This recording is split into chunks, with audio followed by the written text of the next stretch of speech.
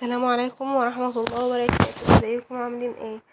انا ندى احمد. لو اول مرة تشوفوني ما تنسونيش تحطوا لايك وشير للفيديو ده. والنهاردة زي ما انتم شايفين كده هنعمل البرجر في البيت، هيكون اجمل كمان. حتى انت عارفة انت بتعملي ايه لولادك، وسهل جدا واوفر بكتير مما بنشتريه. حاجة كده في منتهى الجمال والحلاوة. إيه كمان هو اجمل من اللي بنشتريه من بره 100 مرة. على الاقل انت لما تكوني بتعملي الحاجة لولادك او في البيت عموما هتكوني عاملاها بحب. شايفين الجمال والحلاوة؟ تابعوا معايا الفيديو للنهاية، ان شاء الله هتطلعوا بنتيجة حرفيا هتبهركم بجد من حلاوتها ومن جمالها، والطعم كمان انا مش هتكلم فيه. كمان هنعمل شوية بطاطس زي ما انتم شايفين جنبهم كده، وحبة كاتشب بقى. انا اسفة جدا على الصوت اللي انتوا بتسمعوه ده، بس غصب عني والله. وكمان هنعمل النهاردة الصوص جميل كده زي ما انتوا شايفينه. خلصت الكلام، عاوزة اقول لكم اعملوا معايا النهاردة الخطوات زي ما انا هعملها بالظبط، وتابعوا الفيديو للنهاية. تعالوا بينا نقول بسم الله. بس قبل اي حاجة ما تنسوناش في لايك وشير للفيديو ده. هما مش هيسكتوا للأسف يعني. حاولت اتنقل اكتر من مكان بس مش عارفة. معايا هنا بصل مقطعاه شرايح رفيعة كده والجوانح زي ما انتوا شايفين. وفي طاسة سخنة على النار هنحط فيها حبة زيت ومعلقة سمنة او زبدة. هنستنى لما يسخنوا كويس جدا زي ما انتوا شايفين الطشة كده والبصل بينزل. ده لان الطاسة بتاعتي سخنة جدا زي ما انتوا شايفين كده. احنا عاوزين البصل يكون متكرمل معانا وفي نفس الوقت يكون مستوي، وكمان مفيهوش اللدعة اللي هو لما يكون محروق. انتوا فاهمين قصدي. انا هنا حطيت رشة من الفلفل الاسود، معلقة صغيرة من الملح، معلقة صغيرة من السكر. وطبعا الطعم ده بيكون متعادل جدا.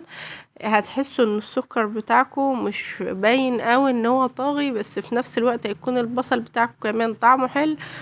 وان شاء الله يعني بصوا انا بحاول اوصل لكم الحاجة زي ما انا بعملها بالظبط، وكمان عاوزاك تطلعوا بنتيجة كويسة. هنقلب كده لحد لما يبتدي ياخد لون ذهبي، ونحس كمان الطاسة بتاعتنا نشفت. يعني خلاص ما عادش فيها زيت ولا اي حاجة. هنبتدي ننزل بشوية من المية، ربع كوباية كده، وبرضو لما ينشفوا هنرجع تاني نحط ربع كوباية. يعني انا هنا حطيت نص كوباية من المية. طبعا انتوا شايفين لما حطيت المية الطاسة بيكون فيها جنوب خدت لون ذهبي ومن النص كمان. فلما بنحط شوية المية دول طعم البصل بياخدهم.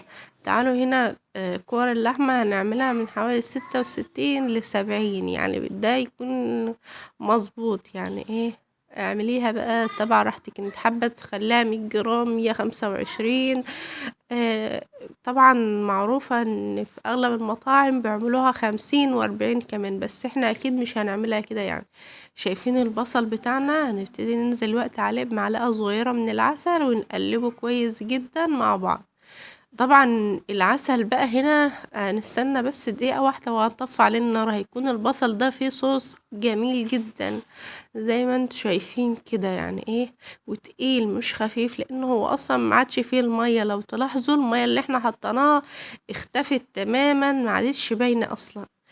زي ما انتوا شايفين احنا في الوقت ده هنشتري البصل بتاعنا من على النار. هنشتره من الطاسة دي لان الطاسة دي احنا هنحتاجها في كل الوصفات بتاعتنا النهاردة. ودي يا حبايب قلبي اللحمة بتاعتنا بعد لما كورتها. في طبعا فيها احجام 70 جرام، فيها 60 طبعا. لان انا هعمل السندوتش طبقتين فهحط واحدة 60 وواحدة 70، يعني اللي تحت هخليها 70 وكمان واللي فوق هخليها 60.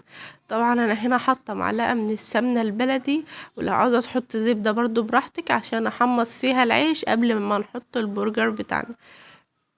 هستنى لما تسيح والطاسة برضو بتاعتنا تسخن كويس جدا. طبعا العيش هنا هيكون واخد من الكرملة بتاع البصل، وكمان طعم السمنة البلدي هيكون باين فيه، فهتكون حاجة بصوا من الاخر يعني افتكاسة. يعني بص حاجة كده فاخر من الاخر يعني.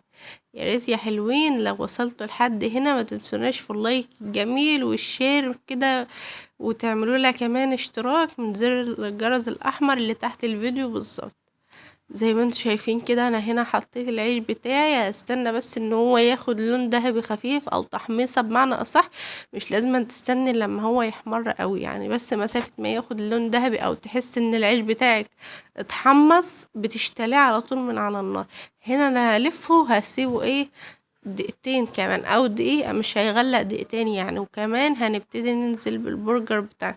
شايفين اول واحدة اللي هناك دي هي اللي ما ظبطتش معايا، عشان كده جت مش مظبوطة. بس التانيين انا عاملاهم بالغطا، اي غطا برطمان عندك لو ما عندكيش مكبس برجر يعني.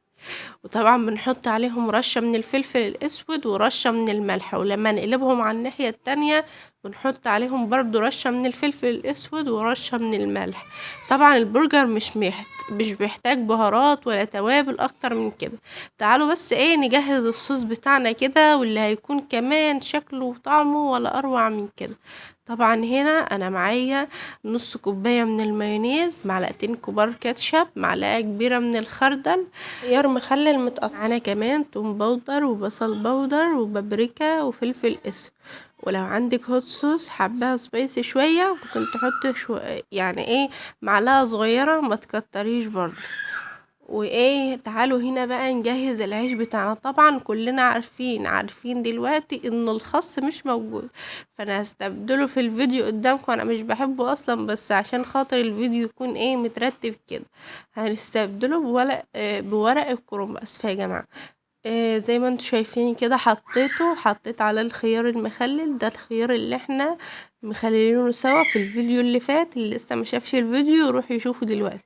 وبعدين هننزل عليهم بشريحتين البرجر بتوعنا، وبعدين هنحط الجبنة.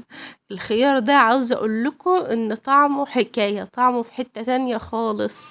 هنبتدي بقى هنحطهم في الفرن تحت الشواية دقيقة واحدة بس، نحس ان الجبنة بتاعتنا طبعت كده على البرجر، مش عاوزينها تحمر.